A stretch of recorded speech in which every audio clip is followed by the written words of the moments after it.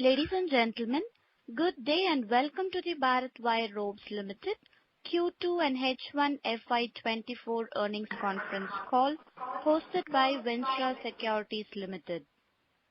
As a reminder, all participant lines will be in listen-only mode, and there will be an opportunity for you to ask questions after the presentation concludes. Should you need any assistance during the conference call, please signal an operator by pressing star and then 0 on your touch-tone phone. Please note that this conference is being recorded. I would now like to hand the conference over to Tushar from Vinstra Securities Limited. Thank you, and over to you, Tushar. Thank you. Good day, ladies and gentlemen. On behalf of Vinstra Securities Limited, I welcome you all to Bharat Wire Ropes Limited Q2 and H1 FY24 earnings conference call. The company is today represented by Mr. Murarilal Mittal, Managing Director, Mr. Mayank Mittal, Joint Managing Director, Mr. Sushil Sharda, Director and Head of Finance.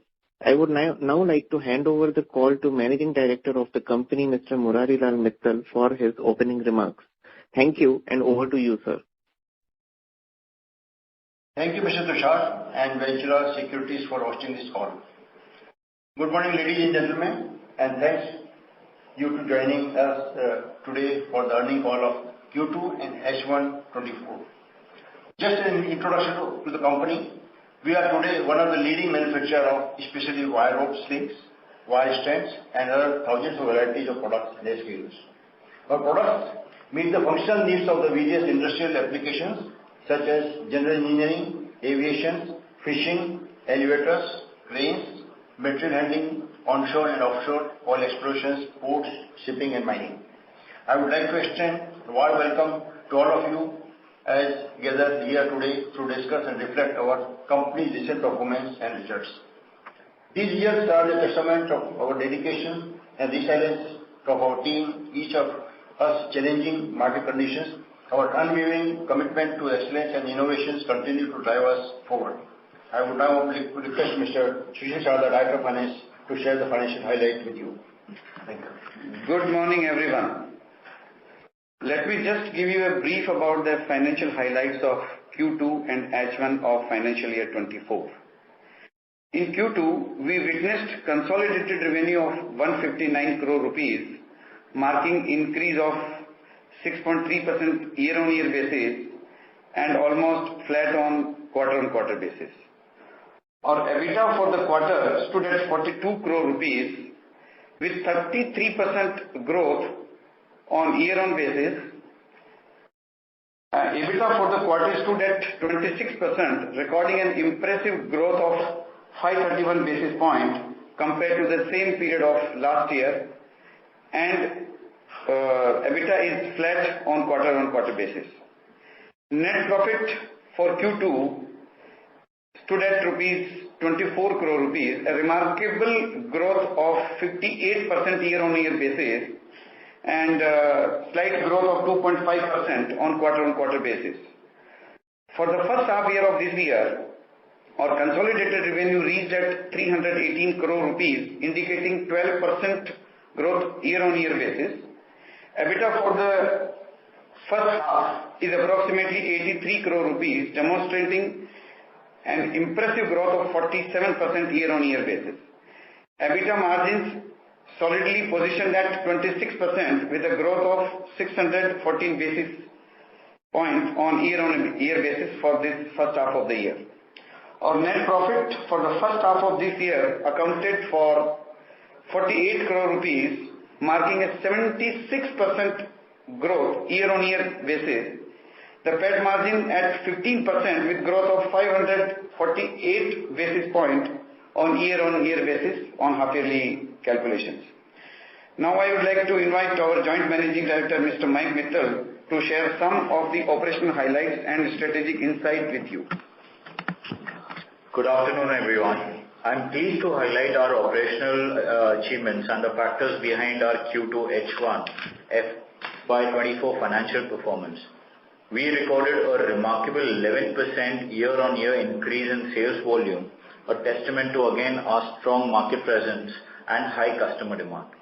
Our EBITDA margin also witnessed a significant improvement, surging from 21% in Q2 FY23 to an impressive 26% in Q2 FY24, a 500 basis point increase. The expansion can be attributed to our strategic efforts in reducing raw material, power and fuel costs. Notably, our power and fuel costs decreased from 10% of sales in Q2 FY23 to 7% in Q2 FY24. The notable enhancement in productivity can be attributed to a combination of key factors. Firstly, an increase in sales realization has emphasized the value and quality of our products. This, coupled with a surge in sales volume, underscores our strong market presence across the globe and the demand of our offerings. Additionally, our steadfast focus on high value-added products has been a catalyst of our growth. The quarter also saw a reduction in interest-bearing borrowings. Furthermore, the accumulation of a strong credential track record has bolstered our reputation and trustworthiness in the market. In terms of capacity, our current utilization stands at around 60%. Our order book position is secure, equivalent to almost 3 to 4 months of operations. We can now open the floor for the question and answer session. Thank you so much. Shall we open the line for questions? Yeah, please. Thank you, sir. Ladies and gentlemen, we will now begin the question and answer session. If you have a question, please press star and 1 on your telephone keypad and wait for your turn to ask the question. If you would like to withdraw your request, you may do so by pressing star and 1 again. Ladies and gentlemen, if you have any question, please press star and 1 on your telephone keypad. First question from CA Garvit Goyal from Invest Analytics. Please go ahead.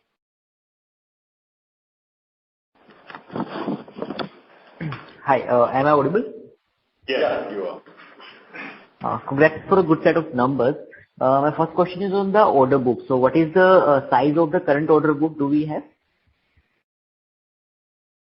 So our order book is from 200 to 300 crores, which covers the quarter of our production. So we are always have that sort of a...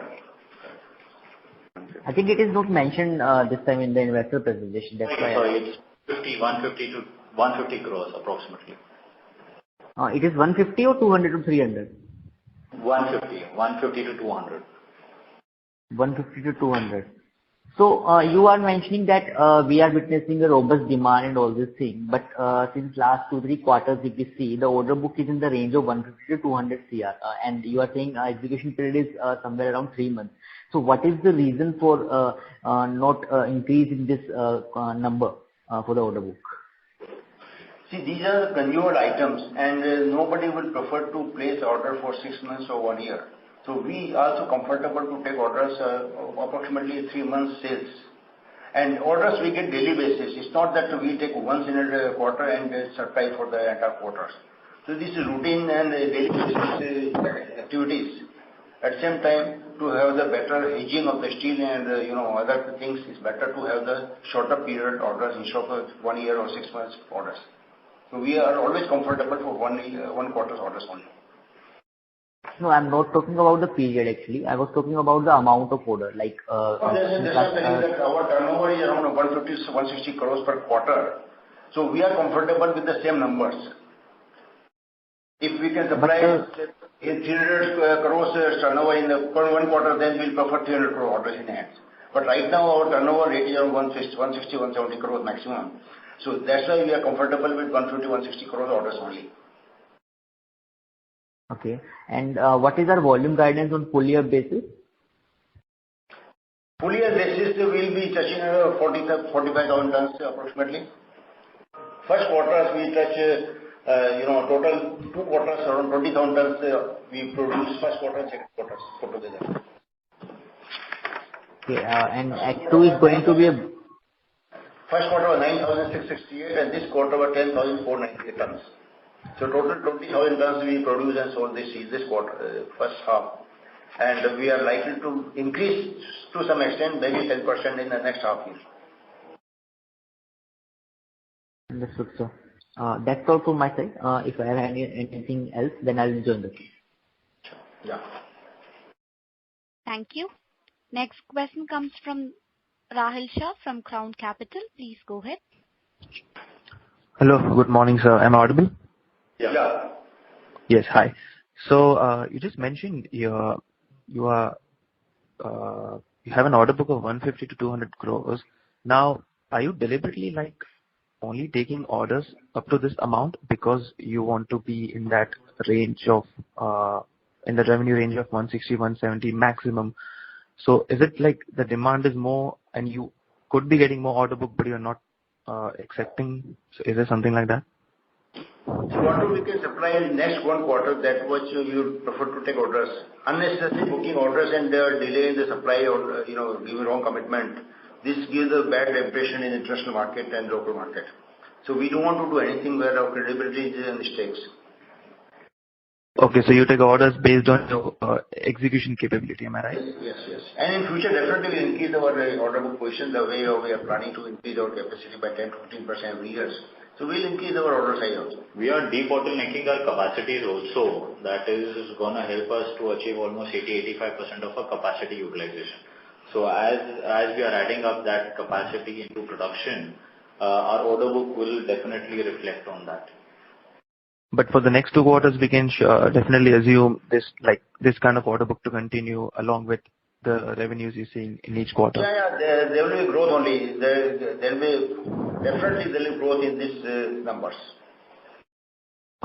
So this revenue number will grow for the next 2 quarters, you're saying? Actually, we cannot be, No, just an outlook, overview. Okay. And what about the margins, sir? Are they sustainable? If you see last 8-9 quarters numbers, the margins also we are able to maintain, we are improving. Our EBITDA percentage is last year is for 24% and this first half is 26%. So margin is improving. Earlier it was 15%, 13, 15, now 24, then 26.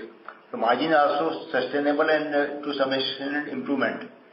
Yes, I've noticed that usually in the second half they've always improved way better. So yeah, definitely. Is that pattern likely to continue? Yes, that is likely to continue. The second half is always better, especially last quarter is excellent in every year. So we are confident that we'll outperform in the coming half year. Okay. And just last quickly, any general outlook about FY25? How is market environment going to shape up from current scenario, and then how do you foresee it?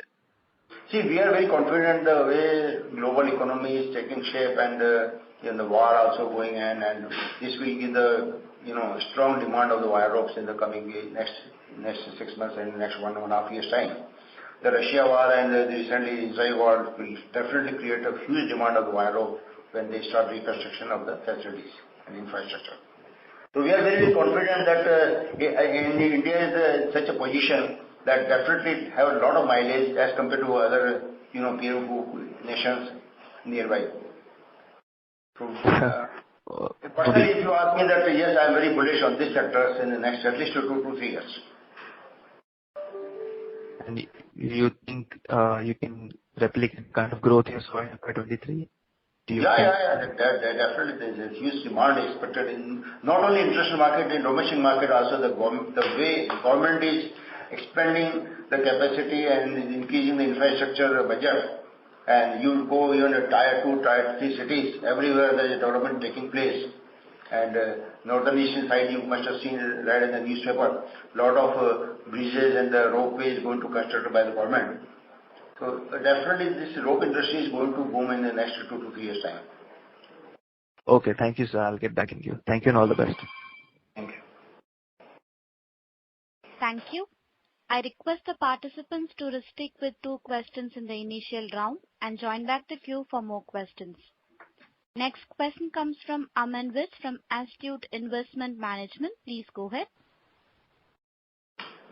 Good morning, sir. My first question is on the debottlenecking part, which you talked about, where our capacity, we can make it 80 to 85% capacity utilization. So by when will it get completed? And one more question linked to this is, I believe in the next 1-2 years, we'll reach that peak capacity utilization. So any plans you have made for further CapEx, if you can talk about the same? So debottlenecking is basically a continuous process. So what we think is that it would, in the next 2 years, we should be able to reach at the desired numbers. And regarding post that, see, after debottlenecking, definitely whatever cash company is going to generate in the operations in the next 2 years' time or 3 years' time, this is going to utilize for the productive purpose and for the expansion of business. So definitely we are discussing a lot of options for the expansion capacity and for development of new product, other thing. And at appropriate time, we'll give the complete capex plan to the shareholders and the stock exchanges. We are definitely looking for the major expansions in the coming futures, but plans yet to finalize, yet to take the complete shape and start execution. Right now, it's all drawing board. Sure, sir. My second question and the final question is on the demand side. So, if you can talk about in terms of geographies in Europe, which countries are we seeing good demand? Where do we see some slowdown? If you can talk about, because there's a lot of talks about higher interest rate might be impacting the overall demand. So in your business specifically, what is the situation? Which countries you are seeing good demand and where? Which regions maybe there is some kind of slowdown you are seeing? so basically we are right now exporting to almost 50-55 countries, and our target is to almost increase it to 80-85 countries. So our idea is that we want to be a export substitute for the consumers. So again, we started with Europe, then we went to Middle East, then we went to North American market. We will be focusing on the South American market. So our idea is only to now diversify furthermore and increase our market share across the globe.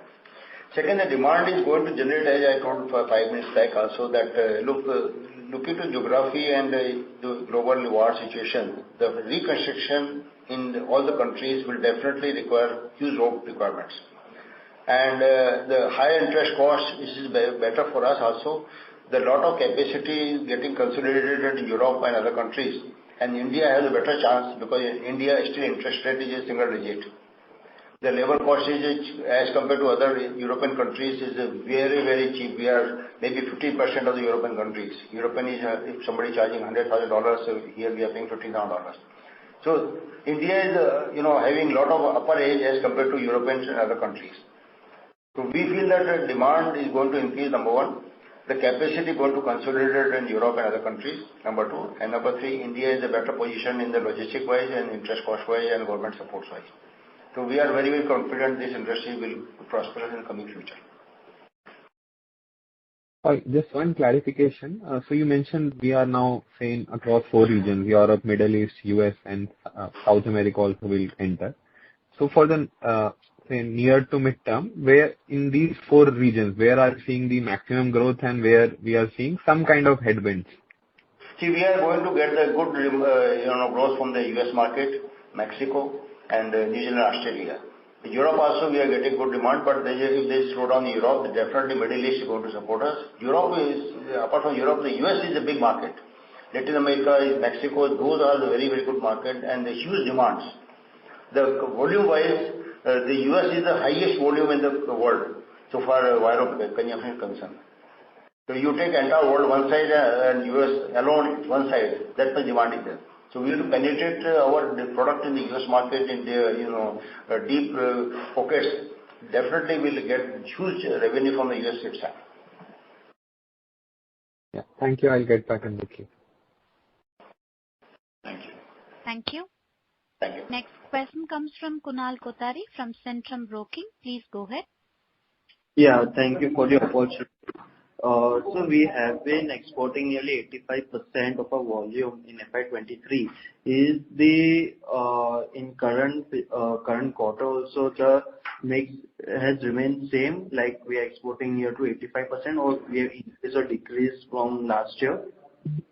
There's no decrease volume-wise, increasing percentage-wise, maybe 1 or 2% lower because focus in the local domestic market also we are increasing. So volume-wise, yes, there is an increase in the international market, but percentage-wise, 1 or 2% maybe is lower. Instead of 85%, might be 80%. Because last time also, last quarter, we explained that yes, we are focusing domestic market also equally. Till last year, our major focus was export, but this year we are trying to have some presence in the local market, and the local market presence we are increasing gradually. Okay. Secondly, sir, as you mentioned about the debottlenecking is ongoing in our capacity. So what will be near about cost that we will incur to reach our optimum utilization level? That will not be much. It will be maximum 25 to 30 crores rupees in the next 2 years' time. Okay. And that will be used out of internal accruals only. We have the whatever EBITDA and cash generation in the company that will utilize for the bottlenecking expenditure. So we are not going to leverage the balance sheet at all. That is decided that we will not borrow anything for the routine capital expenditure.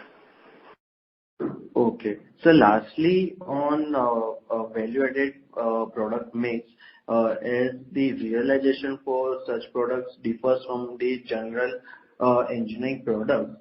So can you just gauge me with the sales mix currently we are having? And also, as I see, our blended margin is nearly $475 for the Q2. So what could it have been for the value-added products, and what it could have been for the general engineering products? So basically, again, our product mix, we are focusing on value-added products, and the percentages is increasing. So our target is to reach at least 20% of our product mix coming from value-added items. And average realization again is going to increase considerably once these all value-added products comes into the production and ultimately sales. So realization is definitely going to improve. So what will be the difference in realization? And as I'm saying, our blended margin is at $475 for the Q2. So what it will have been for the value-added products, the margin, and for the general engineering products? So the difference would at least be 30% higher than the general engineering items, minimum. So, a top end of a value-added product can go somewhere around 500, 600 rupees a kg also, whereas the general engineering product goes around 140, 135. So, it all depends. So, difficult to just put a number on the value-added, what is the average realization of a particular this value-added product. Well, value-added product also, there are many categories. There is very thin margin difference between the one category to other category. So it range what Mr. Mayank said that 142 it can go to 500 also. So some product go 140, then 160, 180. Like elevator ropes, we are selling around 170, 180 rupees. The plasticated ropes, we are selling more than 250 rupees like this. Every product have different type of pricing, depend on the requirement and depend on the customer's demand. At the same time, every geography, the price is different mechanism. Right, sir. And for the margin as well, can we expect like the blended margin currently we are having 475 rupees, $475 per ton. So for value-added products, could it be more than $600 per ton? And for general, it's possible blended, it's possible, but our major portion is not the completely high value product. They are gradually increasing. So entire margin cannot be $600, but definitely this 490 existing margin will increase to some extent based on our production of the high value products. And if you see the last 9 quarters, our average realization is increasing. So one of the reason is that we are adding a lot of value-added items in our product basket. Okay. Thanks a lot for the clarification. Best of the Thanks. Thank you. Next question comes from Kaushik Mohan from Ashika Institutional Equities. Please go ahead. Hi, sir. Congratulations for the great set of numbers. Then my first and basic question is on what is our market share in the international market, sir, the total world? So basically, it's very difficult to put a number since we are catering through the distributors globally. And these distributors are multi-brand, dealers. So there is no official numbers or we don't have an idea about the market share since it's almost close to a $6 to $8 billion market. And of that, I think we are extremely small to put a market share number on that. Okay. Sir, and the second question, with the current kind of capacity without debottlenecking, what is the optimum revenues that we can reach or like current utilization levels? See, debottlenecking is a part of the operations. So we cannot... without debottlenecking, what can be our revenues with only existing capacity? So debottlenecking, we don't do anything, then we'll be extending as it is, 600 crores, 650 crores. Yes. See, you are just asking that you will stop walking. It's impossible. So debottlenecking, we have to do it. That is a process in the operations. So we can't stand as one location. So we can't continue on 600 crores top line only. We have to go higher side. Got it.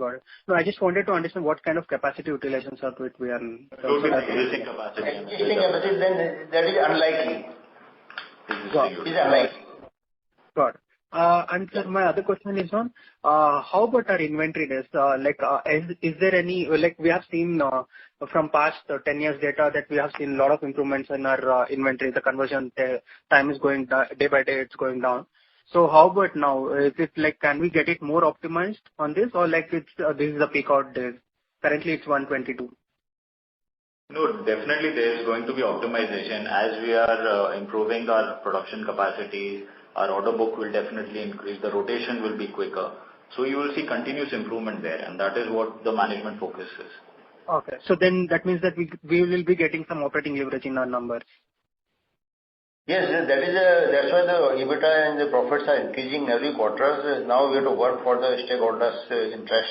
So we have to see how we can optimize the top line as well as bottom line.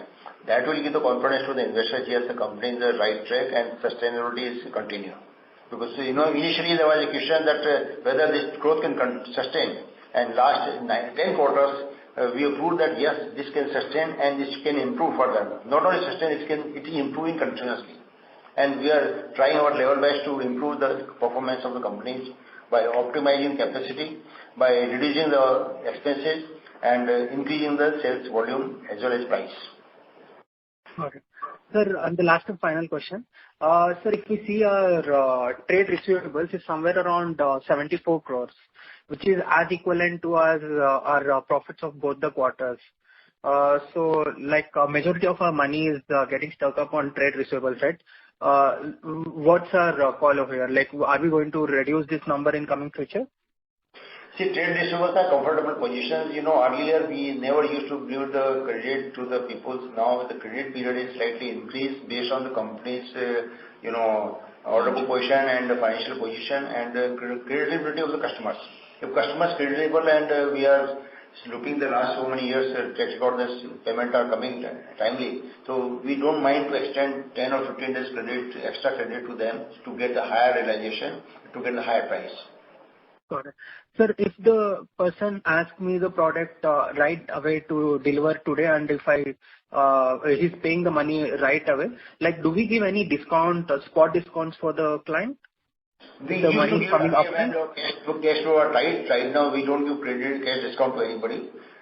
We charge our price to all the customers. Okay. Thanks. Last quarter, one of the investors asked that why your advance against creditors is, advance against customers received become zero. So earlier we used to take some cash from the customers in advance and give some discount. Now we don't want any, advance from customers.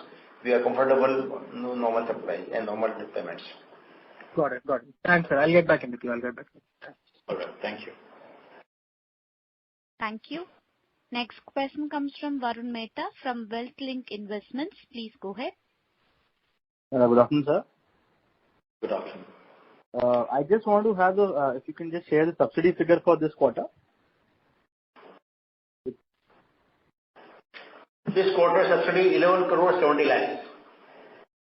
Okay. And the same time in the balance sheet, sir, we see a big jump in the other current assets from 106 crore to 160 crores.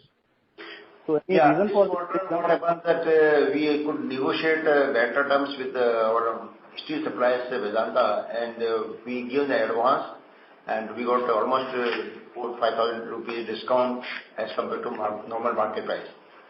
So that's why the advance is the very high side. And that material this month material issued this month, these numbers will go down by 40 crores rupees. Sir, can you repeat the last line? Sorry. This month number will go down by 40 crores because we purchased some material and given advance to the suppliers, steel suppliers, and we got to 5,000 rupees discount as compared to normal price. Okay. So it was a one-time transaction, and material also we received. So going forward, sir, going forward, we will continue this policy of giving advance to the suppliers. No? Okay. Right. Thank you. This is what we want. Thank you. Thank you. Next question comes from Vinod Modi from Sharecon. Please go ahead. Yeah, thank you for the opportunity, sir. Sir, my question again pertains to the volume part. I remember you had guided, volume growth sort of, 15%, right? But looking the kind of performance in first half, it essentially reflects that if you need to maintain with the same volume growth, 15%, you'll have to do, 17% kind of volume growth in second half. So just wanted to understand 17% sort of volume growth, is it achievable for you, or it looks there has to be some bring down in the volume side? See, volume growth likely to continue this as compared to last quarter, this quarter around 12% volume growth is there. So we are confident 10 to 15% growth will be there current year itself. Based on our projections, based on the balancing equipment what we installed recently. So margin also accordingly will change. Okay, fine. So you are saying that 15% volume growth is still achievable? Yeah. Yeah.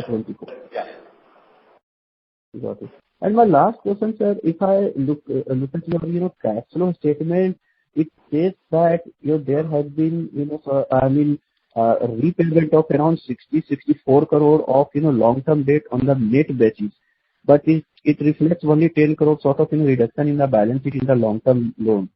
So just wanted to understand this. It's a large. These are as per the accounting policies. It is linked with the September 2022 to September 23. It is not 6 months. This is a requirement of the company law that you have to give annual reduction and the long-term debt. And the 60 crores is the correct number. And this is September 22 to September 23. Yes. Okay, fine. Thank you. That's all for me. Thank you. Next question comes from Pritesh Chadha from Lucky Investments. Please go ahead. For the 66,000 ton capacity, what is the maximum volume you can do in those 66,000 tons? Can you produce 66? Yeah, so maximum that we should be able to reach would be somewhere around 5,500 tons, which would be 80 to 85%. So between 5,000 to 5,500 maximum. Okay. So we can operate at 80 to 85% capacity. Yes, 80 to 85%. Okay. Okay. And when you say you will do debottleneck and spend like 30 crores every year, what kind of capacity do you add on that? So we are not adding capacity. It would be just to achieve this 80-85%. Oh, so you need to spend 25-30 crores just to achieve that 80-85%. Yes. Because this plant was commissioned in 2015 and 16. Since then, a lot of market dynamics have changed. So these sort of equipments would be needed to fully utilize the capacity that we have built in Charleston. Okay. So which means your next round of expansion has to be a greenfield. So basically, plant that we have just utilized 20 acres out of 64 acres. So it can be a sort of a brownfield expansion where we can expand over the current facility also. but still we have not decided on that. Everything is on the drawing board. So once we achieve the 80-85% capacity, post that we will, try to do something which will duly inform the investors. So keeping land aside, it will be a new setup in itself, right? We can extend. We have capacity. I mean, we have enough land bank infrastructure already ready to add, any further products or capacities. So we'll be using that. Okay. And just one more question. In the last 6 quarters, we have seen this whole margin change from a 11% number to, let's say, about 25% now. Can you give the proportionate product mix change that you have gone through? Is it product mix change, or is it just realization increase because of supply demand changes in the market? No, come again. What is So basically, it is a combination of multiple factors. So right from capacity utilization, which has increased, the value-added products we have introduced, then better negotiating with the raw material suppliers, credentials that we have built up globally. So combining all these factors have resulted, in the EBITDA growth that you are seeing in the last 6-7 quarters. So how much product mix change you would have gone through in 1 year? So in last 1 year, obviously, because margin moved from 11 to 25, 26. So I am talking about the last 6 quarters. Right? Yeah, so we were in single digit in terms of value-added product percentage of our total, order book. And right now we are in double digits. So you mentioned in one of the participants that 20% of your product mix is value-added. So you would have gone from 5% to 20%. Yeah, so 20% is our target to achieve the value-added product mix, the ideal mix. So we have not yet reached 20%. We are in lower, double digits right now. Okay. So in your response to the margin change, you're mentioning product mix, better RM sourcing, and utilization of capacity to be all the 3 factors, right? Yes, and the potential that we have built over the last 5-6 years in the global market.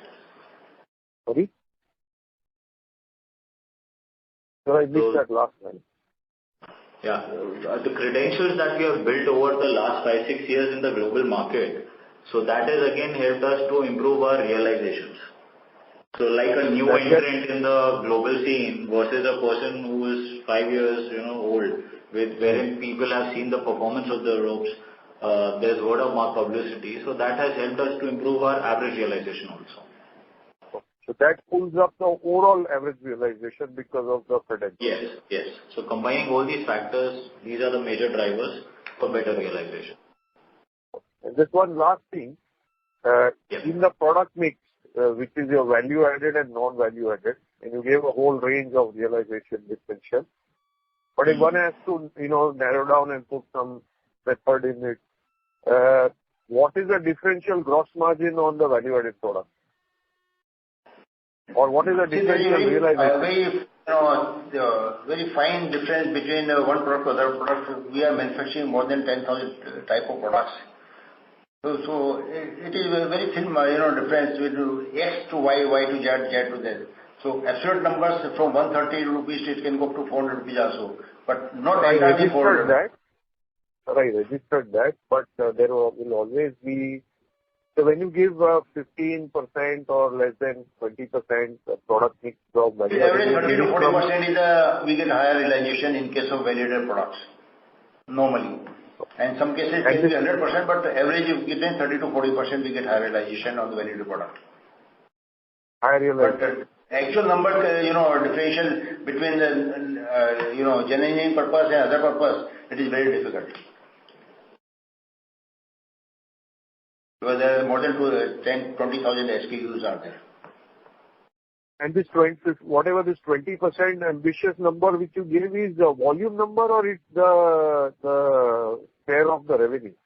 Volume numbers. Okay. So basically, even today, if it is a double-digit number, let's say for assume it is 15%, the share in the revenue will be much higher, right? Yeah, that's why the EBITDA, if you see, 21, 22 to 15%, last year to 24%, now is 26%. So gradually this value-added products is giving the higher EBITDA to us. So that is reflected in the operations of the company. But I understand that. Just that the share in the revenue will be something like 35-40% of the revenue will be now value added. If it is 15% of volume. Yeah. So this will reflect in the top line percentage-wise as compared to production. Production might increase by 10%, then the value total top line can increase by 15 to 20%. And last year, if you see, this reflect very categorically around 12 to 30% of the production growth and 30% is the volume growth. Volume growth because of higher realization you're getting. That is mainly because of higher, value product. Okay, sir. I will come back in the queue. Actually, my question has been went through, but I'll come back. Sure. Okay.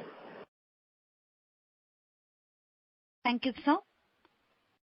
We have a follow-up question from CA Garvit Goyal from Invest Analytics. Please go ahead. Hi, thanks for the opportunity again. Sir, just want a clarification on the guidance side. Basically, when I asked this, you mentioned 40,000 MT is achievable for FY24, right? But I think to the later on to one of the participants you mentioned we will do 15% kind of volume growth in FY24. So can you please clarify again on the volume growth guidance? See, last year we did 35,000 tons, and this year likely to be 15 to 20% growth. So that's why 42 to 45,000 tons is possible this year. But I think in your presentation last year for FY23, it was mentioned you did 38,536 in volume. 39,672, I think. 40,000. Last year. Yes, sir.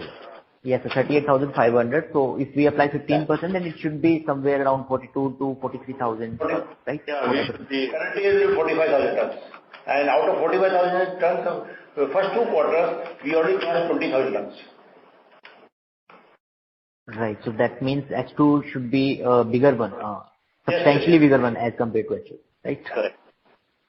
Understood. And sir, means if you were talking about the robust demand for wire ropes in Europe, US, and Mexico, and plus you also talked about the reconstruction going to happen due to wars happening across the globe. So I just want to understand. So if I combine two things, that is one is the demand in the industry, and second is the capability of Bharat Wire. So what is stopping us to have 25 to 30% Y-on-Y growth in top line going ahead for next 3 years? Why we are restricting us to INR 150 to 160 CR kind of orders per quarter, which means 650 to 700 CR kind of annual run rate? If you see last 3 years data, 2 years continuously CAGR was 40% plus. But there has to be some limitation on capacity utilization. So we already up to around 60-65% inflation there, and as explained Mr. Mayank, that 80-85% is optimum we can go ahead. So let us just first achieve 80-85%, then we can think for the expansion and to go for another 25-30%, growth every year. But immediately 25-30% growth in the current year is unlikely based on existing capacity. We need to build up the additional range completely. And by then, can we expect this debottlenecking thing done? Yeah, our target is that within next 2 years, we should be able to reach the optimum capacity. 24-25 we'll be able to complete the existing bottleneck. Okay, sir. That's it from my side. All the best. Thank you.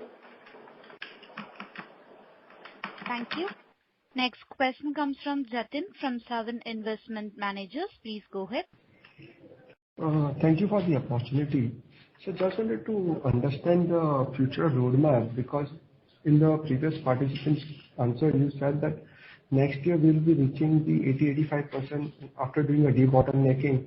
So if I want to look from a 28 or to FY30 perspective, what are the growth drivers or the capacity expansion the board is thinking to take the overall installed capacity from 72,000? See, further expansion on the drawing board, as we explained, it's not finalized. Once finalized, definitely approved the board also and informed all the investors also. These are all discussion and options we are evaluating that to what type of expansion we can go at, what is capex and what is the time schedule. So this is just on the drawing board and evaluation point of view. It's not approved by the board till date. Except the normal capital expenditure, maybe 25-30 crores in the next 2 years we'll have the balancing equipments. That will also give sufficient leverage to increase our top line and the bottom line. But I totally agree that if you're able to reach the 80-85% in FY25, then probably the board would have seen some amount of the indication for the future growth drivers for FY26-27. Otherwise, for FY26, we will hardly see any volume growth for another couple of years. Expansion will not take 3 years or 4 years time. Once board approved, then definitely within 6 months to 1 year time we can implement. As we explained that we have the land bank available, out of 64 acre land, 20 acre land is utilized. So we have land, we have the infrastructure availability. So placing the orders for the machineries and for the utilities won't take much time. So once the board approved, then definitely we'll come back to the investors community that yes, this is the confirmed plan. Right now all are at discussion level and various options, positive, negative things you would consider, goal scenarios, all these things you would consider. At the same time, financing also we have to see first let us repay the banking loan whatever maximum possible and not leverage the balance sheet to the great extent. So there are a lot of issues before we officially announce here these are the expansion plans. The next question, now we have substantially seen a sharp improvement in our EBITDA margin in last 6 quarters. So we are currently at 26% margin. So is there any one-off subsidy income in the last quarter EBITDA or it's purely an operational number that we are seeing at this level? See, if you see the EBITDA is 40 crores rupees and out of that 11 crores rupees is subsidy. So 30 crores is EBITDA without the subsidy also. So subsidy not only factors, subsidy only 25 to 30% EBITDA, but the 70-80% is from the operations. So subsidy or no subsidy, but company's performance is improving that you can see based on the last 9-10 quarters and it's reflected in the numbers also. And last question from my side, which is more on the strategic perspective. Now, if you look the special strands which are used in the shipping industries are the high margin products. So what is the contribution that is coming to us from the shipping industries and can you highlight the outlook going forward from the same? See, shipping industries, first of all, let me tell you, we are the very few companies globally which have the Lloyd registration, which is a prime requirement to supply the shipping industries ropes. And in India, like we have the exclusive rate contract with the Shipping Corporation of India for so many years, and that is continuing. Third, we are also exporting to a global market for whatever requires shipping, but not directly, we are shooting to the dealer network. So we are quite confident that shipping also definitely will get the benefits in the coming years. Sure, sir. Thank you. So that's all from my side. Thank you. Thank you. Next question comes from Vivek from DGS Investment. Please go ahead.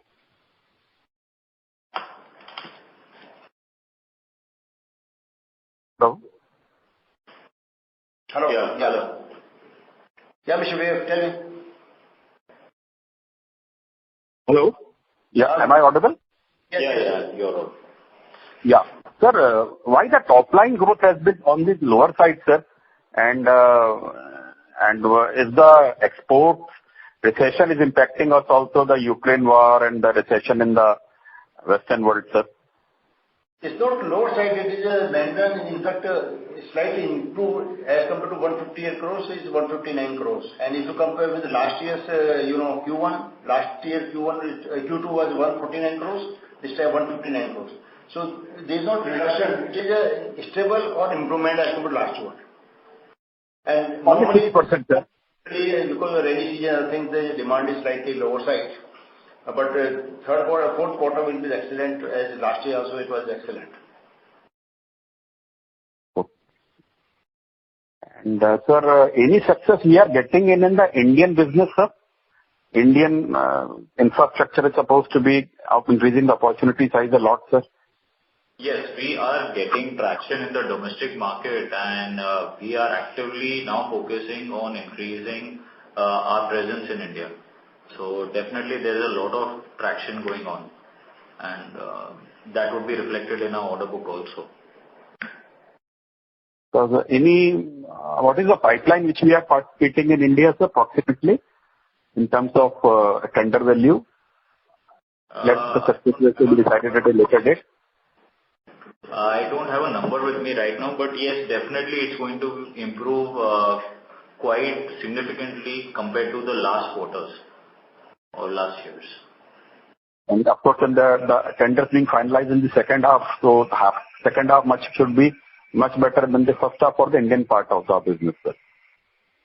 Tenders we are getting regular, this is the routine business, and many tenders we are L1, and definitely we are getting tenders regularly from Coal India, from the shipping corporation. A lot of the business from the government tenders we are getting regularly. Tender is something wherein till you don't get it, you don't know what is the success rate. But yes, we are participating. But being L1 is a very good sign, sir. Being L1 is a very good sign. Government business. Many tenders we are L1 and we are participating and we are getting orders. Even after L1 also it takes own time. Sometimes 2 months, 3 months time, because their own analysis, the systems to buy their orders. But we are comfortable the way we are participating and we are getting response from the domestic tender business. We are comfortable and we are getting good price and good support. And sir, exports getting impacted in any way due to this recession slowdown in West, sir, and Europe especially, and how is the performance in United States, sir? I don't think the recession, we are getting the regular orders and we are supplying. So we don't feel any recession so far. This particular industry is concerned. Recession might be another industry. These are consumer industries. Almost 60-65% ropes are being used for consumption or replacement market. So replacement market, whether recession or recession, you will replace.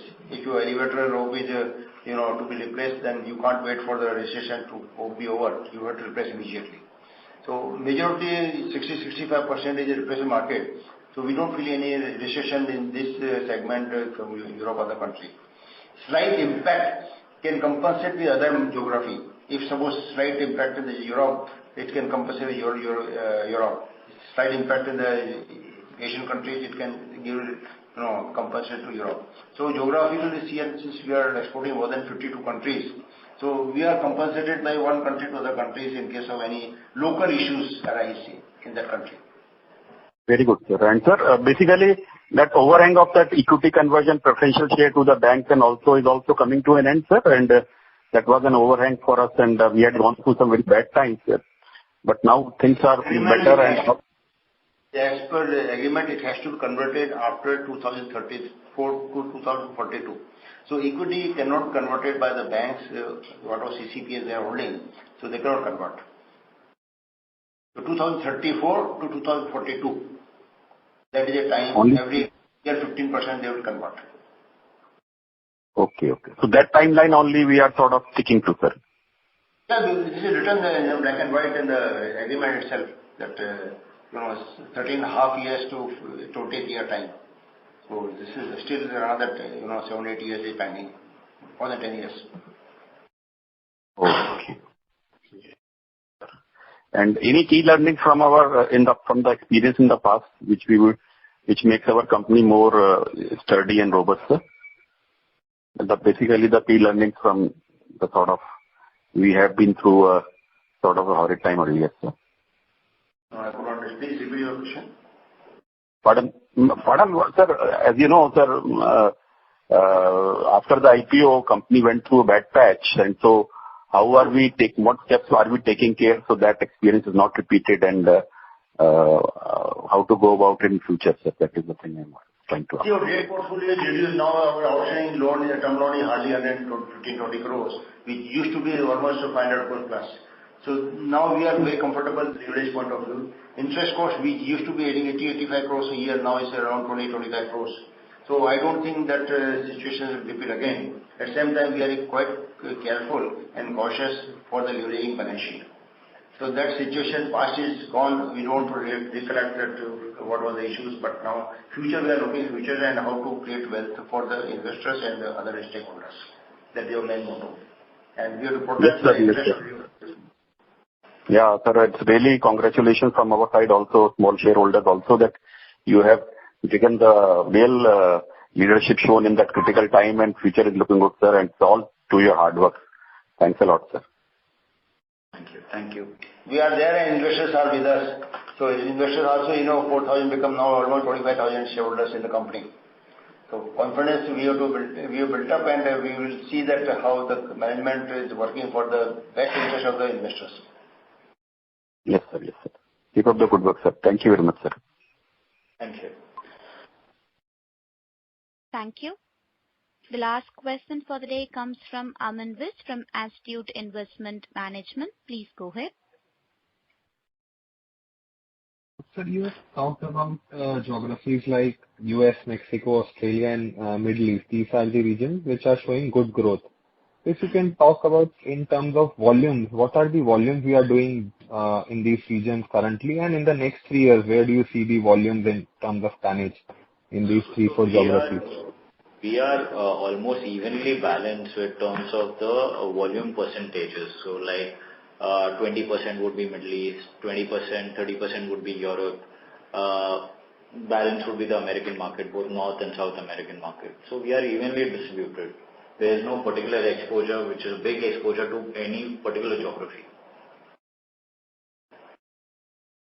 Yes, my question was also linked to the fact that Europe is not growing and these markets are growing. So in the next 3 years, do you think these geographies can become, which geographies can become much higher? I was trying to understand that. Again, the new geographies that we are adding, like the South American market, the North American market, these were not a big part of our order book. But as we are developing our credentials there, as we are entering new market, these geographies will definitely use to our order book. So sorry, you said US is already 20-30%? Yeah, it is reaching up to 20%. Around 20%. We are close to 20%. Yeah. Okay. And can this surpass Europe in terms of volumes we supply in the next 2-3 years? Because US is the biggest consumer of wire ropes. So we are expecting good growth from the American markets. Sure, sir. My final question is on the realization part. So our general engineering you talked about is like 150 rupees realization. But at the same time, you talked about some of the products are like 500-600 rupees. So elevator ropes you explained, plasticated ropes you explained, but which are these products which have like 400, 500, 600 rupees kind of realization? So there are a specific category which is stainless steel wire ropes. Now these are very high value added items since even the raw material is extremely expensive. So along with that, there is some value addition in terms of the processes of making a wire rope. So these are extremely high value added items, but again, if you talk about percentages in the overall order book, these wouldn't constitute more than 1 or 2% for now. Okay. And like we are talking about increasing market share in geographies like US and Australia and Middle East. So are these products linked to elevator ropes and all those things, or is it mostly general engineering products we are talking about? The combination, this is the entire basket basically, right from elevators to general engineering to some special ropes also. Because most of these distributors cater to a wide range of OEMs. So yeah, I cannot particularly put it it's only GP ropes or general engineering ropes or value added items or just elevators, the entire basket. And which region do we sell these stainless steel wire ropes, which you are talking the most expensive ones? So these goes in yachting and general engineering, where corrosion is a big factor. India mostly. This is for India or outside India, these ropes? No, Middle East. Middle East. Middle East? Yeah. Okay. Sure, sir. These are the questions from my side. Thank you. Okay. Thank you. Now I hand over the floor to management for closing comments.